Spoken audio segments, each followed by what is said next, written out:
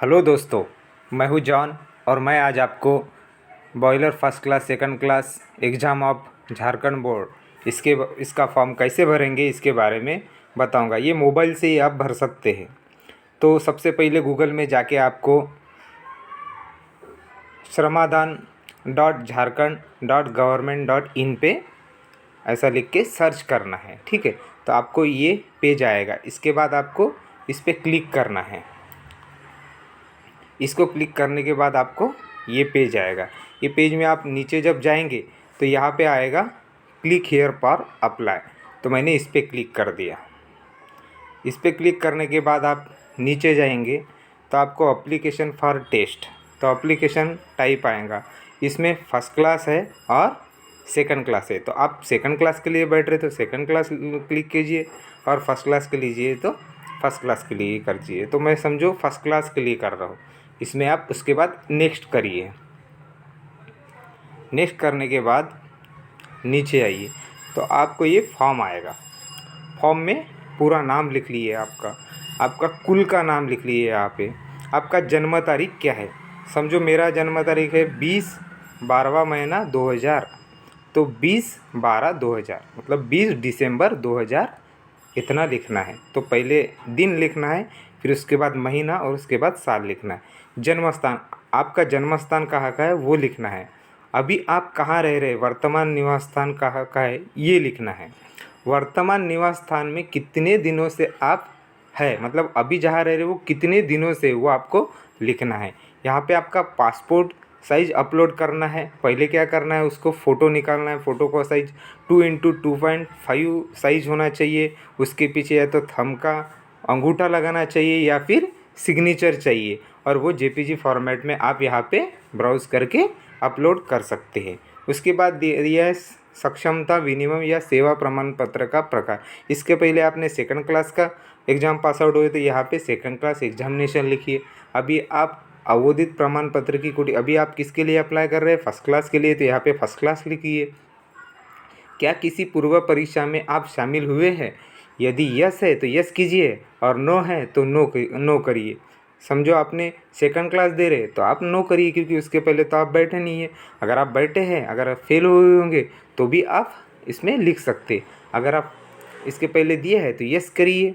उसके बाद परीक्षा की तारीख, कब परीक्षा हुई थी और कौन से जगह में हुई थी, उस एरिया का नाम, और आपका ईमेल आईडी क्या है और आपका मोबाइल नंबर क्या है। ठीक है, इसमें ये लिखना है। उसके बाद आपको क्लास 2 प्रमाण पत्र स्कैन कॉपी अपलोड करना है। जो भी आपका सेकंड क्लास का सर्टिफिकेट है वो यहाँ पे अपलोड करना है। ठीक है, उसके बाद आपको यहाँ से ऊपर में जाके यहाँ से डेस्कटॉप साइट करना है, तभी आपको ये डिटेल में आएगा। और उसके बाद कंटिन्यू करना है। डेस्कटॉप साइट में जाके फिर आपको कंटिन्यू करना है, तो ये आपका फॉर्म आएगा। ठीक है, तो आपने यहाँ पे सेकंड क्लास का सर्टिफिकेट भर दिया। ठीक है, उसके बाद खंड सेकंड में आ जाएंगे।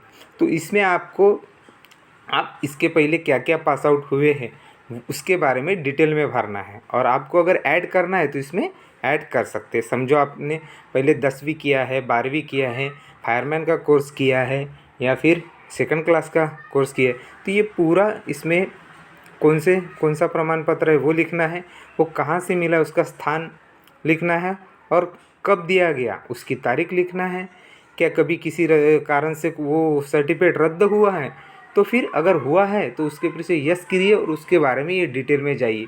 तो किसने आपका सर्टिफिकेट कैंसिल किया, कितने तारीख को किया और उसका क्या कारण था, और ये आपकी जो सर्टिफिकेट है उसमें चूज़ करके आप अटैच करना है, चूज़ फाइल करके अटैच करना है। और जितने आपको ऐड करना है यहाँ से आप ऐड कर सकते हैं। ठीक है, उसके बाद आपको नंबर 3 में जाना है, खंड नंबर 3।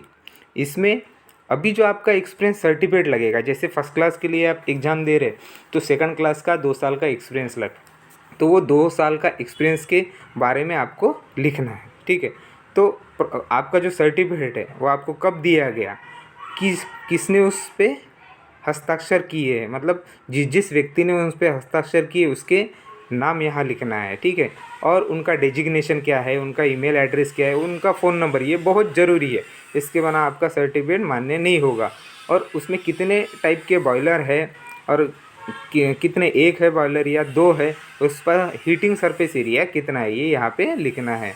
ठीक है, और किस हैसियत में नियोजित है और आवेदक की सेवा कितनी है। ठीक है, ये इसमें लिखना है। सेवा में नियोजित रहने की स्थिति मतलब आप कितने दिन से यहाँ पे है वो वाला इसमें लिखना है। और जो भी सर्टिफिकेट है, एक्सपीरियंस सर्टिफिकेट, वो आपको यहाँ पे मतलब सेकंड क्लास का सर्टिफिकेट जो भी है, अभी आप सेकंड क्लास पोस्ट पे आप 2-3 साल से जो काम कर रहे हैं वो आपको यहाँ पे चूज़ करके सर्टिफिकेट जहाँ से लिया है वो वाला सर्टिफिकेट यहाँ से अपलोड करना है। उसके बाद खंड नंबर 4 में, ठीक है, आपने जो भी सर्टिफिकेट लिया है, ठीक है, वो कितने साल का, टोटल आपका एक्सपीरियंस कितना है, तो यहाँ पे साल, महीने और दिन टोटल में आपको लिखना है कि कितना साल का एक्सपीरियंस होता है। समझो आपको 5 साल का एक्सपीरियंस है, ठीक है, तो 5 साल में से आपके पास 4 साल का एक्सपीरियंस है और 1 साल का नहीं है, तो जो 4 साल का एक्सपीरियंस है वो आप इसमें लिखिए। ठीक है, नियोजित होने की अवधि में आपके पास प्रमाण पत्र है वो वाले इसमें, और 1 साल का आपके पास प्रमाण पत्र नहीं है तो वो वाला इसमें लिखिए। ठीक है, तो इस तरह से आप डिटेल में भर सकते हैं। उसके बाद धर्म या जाति, आपका कास्ट कौन सा है और आपका रिलीजन कौन सा है ये आपने लिखना है। आपका कद मतलब हाइट कितना है, कलर कौन सा है, बालों का कलर कौन सा है, आँखों का कलर कौन सा है, और किसी शरीर पे कोई स्पेसिफिक मार्क होगा तो फिर इसको यहाँ पे लिखना है। ठीक है, आपको क्या करना है, बाएं हाथ का अंगूठे का निशान एक पेज पे, ब्लैंक पेज पे उसको लेना है और उसको उसका जेपीजी फॉर्मेट में इसमें अपलोड करना है। ठीक है, तो अपलोड करने के बाद आप नीचे आएंगे तो आपने जो डिमांड ड्राफ्ट बनाया है वो कितने रुपए का बनाया है। समझो अगर आप फर्स्ट क्लास के लिए बैठ रहे तो आपको 500 रुपये का डिमांड ड्राफ्ट बनाना है, और सेकंड क्लास के लिए बैठ रहे तो 300 रुपये का डिमांड ड्राफ्ट बनाना है। ठीक है, तो वो रकम यहाँ पे लिखना है। अब वो डिमांड ड्राफ्ट के ऊपर जो नंबर होगा वो आपको यहाँ पे लिखना है। ठीक है, और जो बैंक किस बैंक के नाम से बना रहे, जैसे यहाँ पे लिखा है कि स्टेट बैंक से ही बनाना है तो भारतीय स्टेट बैंक यहाँ पे लिखना है। उसके बाद किस दिन आपने वो डीडी बनाया वो तारीख लिखना है। ठीक है, ये नोट में दिया है कि आपको ये डीडी किसके नाम से बनाना है, तो ये मुख्य बाष्पक निरीक्षण झारखंड धनबाद के नाम से, मतलब chief boiler inspector Jharkhand Dhanbad, इसके नाम से आपको वो डीडी बनाना है। ठीक है, डीडी बनाने के बाद ये इसमें दिया है कि फ़ोटो का साइज़ जो प्रॉपर कितना होना चाहिए, जब भी मैंने आपको बताया कि 2/2.5, और उसके पीछे आपका अंगूठा या साइन होना चाहिए। ठीक है, अभी आपका अगर ये जो एप्लीकेशन फॉर्म होगा ये कंप्लीट नहीं होगा तो आपके वो अप्रूव नहीं होगा, कैंसिल हो जाएगा आपका फॉर्म। और आपको डॉक्यूमेंट कौन कौन से जोड़ना है, तो उसमें हाई स्कूल का सर्टिफिकेट जोड़ना है, आपका सेकंड क्लास का सर्टिफिकेट जोड़ना है, आपका फायरमैन का सर्टिफिकेट जोड़ना है, आप आवासीय मतलब कहाँ पे रेसिडेंशियल प्रूफ आपको इसमें जोड़ना है, और वो जो आपको जो बॉयलर का सर्टिफिकेट दिया है सेकंड क्लास का जो भी, वो आपको यहाँ पे जोड़ना है। अगर आप दूसरे राज्य से अगर अप्लाई कर रहे हैं तो यहाँ पे आपका एनओसी होना चाहिए। कहाँ से एनओसी होना चाहिए, बॉयलर इंस्पेक्टर से या चीफ बॉयलर इंस्पेक्टर से। ठीक है, और आपने जो डीडी बनाया, डिमांड ड्राफ्ट बनाया, उसका ओरिजिनल कॉपी भी आपको यहाँ जोड़ना है। ठीक है, जो भी आप हार्ड कॉपी भेजोगे तो ये सभी मात्रा में आपको जो भी है डॉक्यूमेंट्स ये पूरे टोटल बना के आपको जोड़ना है। ठीक है, और आपका जो एक्सपीरियंस जिसके नाम से बनाया हुआ है उसका फ़ोन नंबर, उसका नाम, उसका ईमेल आईडी आपको वहाँ लिखना है। उसके बाद यहाँ आपको यहाँ पे क्लिक करना है। ठीक है, यहाँ क्लिक करने के बाद सबमिट करना है। ठीक है, सबमिट करने के बाद आपका फॉर्म सबमिट हो जाएगा, और उसके बाद वो पूरा फॉर्म और डॉक्यूमेंट आपको हार्ड कॉपी आपको मुख्य निर्देशक बाष्पक निरीक्षक झारखंड धनबाद के नाम से भेजना है।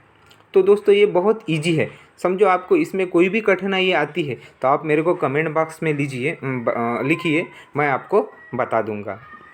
तो दोस्तों अगर ये वीडियो आपको अच्छा लगा होगा तो लाइक कीजिए, शेयर कीजिए, सब्सक्राइब कीजिए। थैंक यू दोस्तों।